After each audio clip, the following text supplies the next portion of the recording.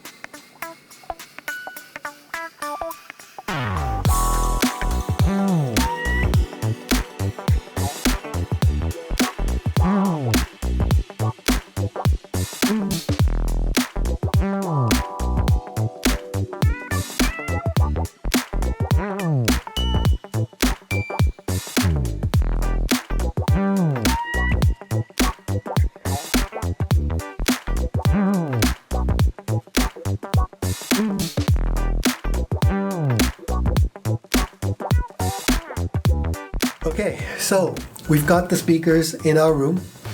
Some of you who followed us earlier know that we had previously had the Sonus Faber SE17s in this location. We had to move them out because we brought these speakers in so we could assemble them, break them in for a client, and then once it's all broken in, we're going to pack them back up again and deliver and then install it for him.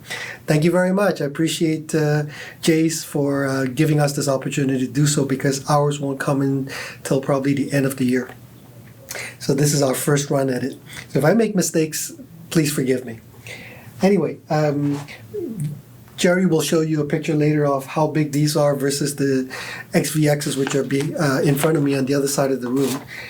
But for now, this is the woofer enclosure with the gantry, which is attached to the speaker. So this is one of the differences between the XVX and the Alexx V. With the Alexx V, this part here is separate and you have to physically install it. So this is integrated into the speaker. The drivers are the same size. I don't know if they are the identical drivers. I'll find out for them for you later. There's a 10.5 inch and a 12.5 inch or 26.67 centimeters and 31.75 centimeters. There are two mid-range drivers. One is 5 3/4 inch or 14.61 centimeters. This one is 7 inch or 17.78 centimeters, and then a 1 inch tweeter. This is the same mid-range driver that's found in the XVX, but the XVX has two of them. It's called a Quadra Mag. So it's a new mid-range driver that Wilson debuted with the XVX.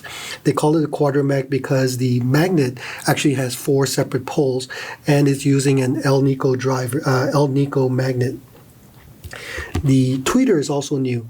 They call it the CSC or the Convergence Synergy Carbon. The back of the tweeter is actually made of carbon fiber. The housing is made of carbon fiber and the housing is 3D printed at the factory. All drivers are custom designed and manufactured for Wilson Audio. Let's go over some stats first. The height is 63 and 5/16 inches or 161 centimeters. The width is 15 and 3/4 inches or 40 centimeters. The depth is 27, 29, 32 inches or 68 centimeters. Each side is 500 pounds. My God, no wonder how we were having such a hard time with it. 500 pounds or 226.8 kilograms. This speaker is finished in the Galaxy grade, which is one of the standard finishes, and it is $135,000 US. You can get optional finishes, which will cost more. Okay, let me go into some detail as to how the assembly will be done. We'll actually show you the installation in a separate video, but you can see while it's separate, these are the famous Wilson alignment steps. And each one of these steps, when you configure the speakers and set them up, and once you have the distance between the speakers and the listening position, as well as the seating height from the ear to the floor, you go into the manual, and the manual shows you where each one of these modules is supposed to sit on. So underneath each module, there are spikes. And depending, again, on where you sit, you either add a taller spike or you take the regular attached spike and you put it on the proper stair step. And then you adjust it, the whole assembly, to where it's supposed to go on the back here. So this, for example, moves. And so the assembly moves forward or backwards. And you'll also notice one of the improvements that Wilson has done, which is very welcome. They've made all the lettering now, all the numbers in white, so it's very easy to see against the black background. And on the side, it's also very clearly numbered, again in white, so you can see where you're supposed to put the spike on. Before, it wasn't as clear. And same thing at the top. This is where the upper mid-range module sits. So again, the spike will sit on top here, right? And then this whole assembly will move forward or backwards and line up with whatever the numbers are according to what the manual tells you. Then on the back of the speaker, this is a lighting system that's designed by a company called Sonus, not the same company as a Coolful, I should say. And like the XVX, you can turn on the light and help you see see better to adjust the alignment and so on. And then on the back of the speaker, Jerry will show you a picture of it. There are holes and also wire management array so that you can put the wires through and have them properly dressed so it looks nice and neat.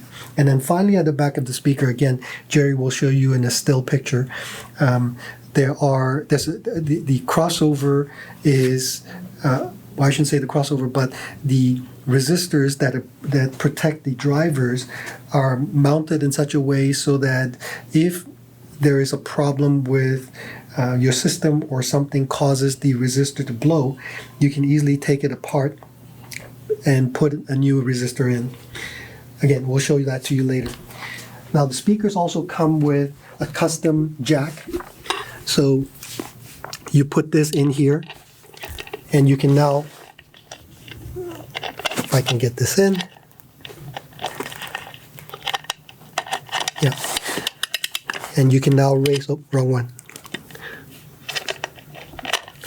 You can raise this jack.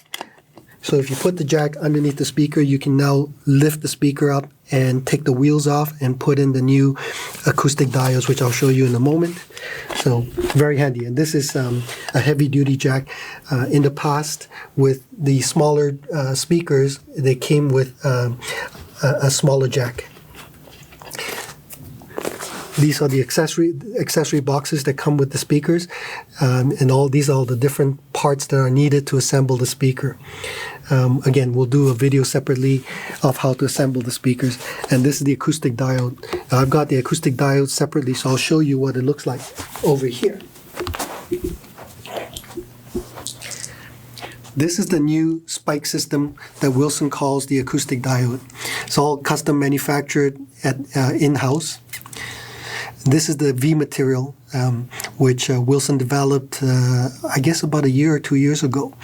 It's a very interesting material. Unlike the X material and all the other materials that Wilson has designed, this material is simultaneously hard but also quite malleable. I don't really know how to describe it, but it allows the vibrations to sync so that it's a perfect material to use where you want to try and take the energy and convert it into heat.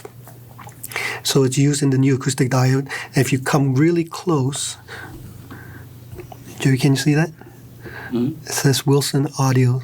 So these are engraved into the actual material itself. And the way you do that is this bolt, when you assemble it, you'll see that one side has hex and the other side does not. You always want to make sure that this goes in like that. And the reason for that is that when you install this into the bottom of the speaker, and in the future, if you ever have to take it out, if you take it out, sometimes this thread does not come out of the bottom of the speaker. So if you take this out and it gets stuck inside the speaker, you still can take an Allen key and remove this bolt out of the speaker. So you assemble it like this, and then you put this in here. And, oh.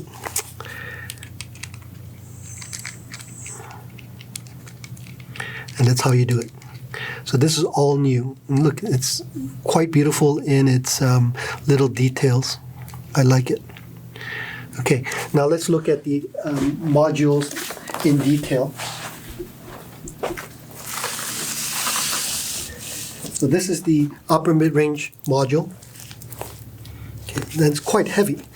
And at the bottom of the module, you'll see there's a serial number, and also there's an intrinsic spike that's here already. So sometimes, depending on your height and the distance you are from the speaker, you may or may not need to add an additional longer spike here. And if you don't, then you just use this one. If you do, then you thread in the necessary spike, and it'll go past this spike, and that will sit on the top ladder that I was showing you just now. And same thing at the bottom of this mid-range, lower mid-range and tweeter module. And if you come close, Jerry, you can see there are metal channels here, and that's where this would, the bottom of this module would sit on the top here. And then the back will sit on the stair step that I showed you earlier on. And this little bolt adjustment here allows me to adjust the rake of the tweeter as well as move it forward and backwards. It's not a clear picture over here, but Jerry will show you a better picture later. There is a channel right here where, as you are adjusting this and you loosen it, you can physically slide this tweeter forward or backwards, and there is metal tip that goes underneath this cross brace, and what you want to do is put the metal tip into the proper dimple. And again, all these numbers are in the manual at the back. It'll tell you where to put that, and once you've got the right position, then you want to turn this until it locks it in space. And that's it. So that's the speaker. We will do an installation video separately, and I'll show you how it's all done later on. Thanks for watching, and I appreciate all you guys following us. As always, please subscribe, turn on notifications, share, comments. I'm told to keep reminding everybody that the money that we get, we match, and we donate it to the various charities that we support. So thanks very much. Adrian from Audio Excellence Canada, Jerry behind the camera, Philip and Angus who were helping us earlier on. Take care, bye-bye.